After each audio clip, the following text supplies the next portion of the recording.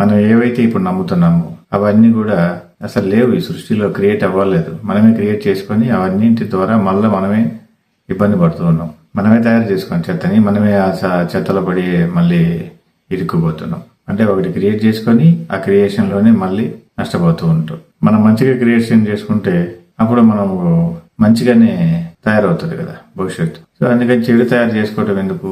మన ఈ ప్రపంచంలో దేన్ని నమ్మాల్సిన అవసరమే లేదు అసలు. ఇదే అవేర్నెస్, ఎన్లైట్మెంట్ అంటే అదే. నిన్ను బాధించేది ఏదే ఉండదు, ఎందుకంటే నమ్మకాలు ఉండవు.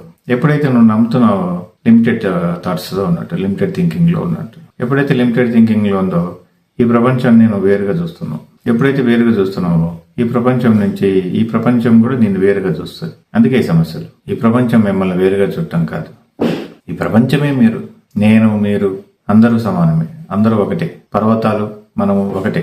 అజ్ఞానాన్ని తీసేయాలి జీవితంలో నుంచి. ప్రతి ఒక్కటి అజ్ఞానంతోటే వస్తుంది. ఒక పిల్లవాడు ఎగ్జామ్ రాయడానికి వెళ్తే పెన్ను తీసుకుని వచ్చి దేవుడి గుడి దగ్గర పెడతాడు, అంటే ఆ పెన్ను బాగా రాయాలని. కానీ ఎవరు ప్రశ్నించరు, ఎందుకంటే ఆ పెన్ను ఎవరైతే రాస్తున్నారో అతను చదువుకుంటే అది రాయగలడు. దేవుడి దగ్గర ఆ పెన్ను పెడితే ఆ పెన్ను రాయగలదా? అది ప్రశ్నించరు. కానీ ఎగ్జామ్ రాసే ప్రతిసారి ఆ పెన్ను తీసుకుని వచ్చి అక్కడ పెడతాడు, ఎందుకంటే ప్రశ్న లేదు. మనల్ని మనం ప్రశ్నించుకోవాలి, చేస్తున్న పని ఏంటి, ఎందుకు ఇంత అజ్ఞానంలో ఉన్నాం, ఎన్ని రోజులు ఈ వ్యవస్థలో బాధపడటము, వీటన్నిటి నుంచి బయటపడాలి.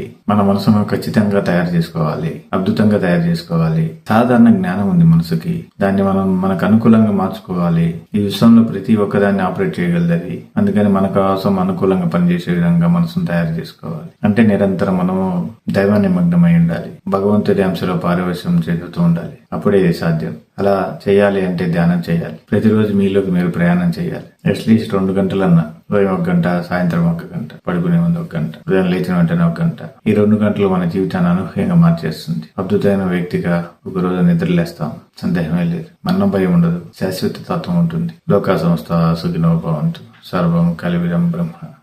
శుభం భయాత్, శుభం భయాత్, శుభం భయాత్, శుభం భయాత్, శుభం భయాత్.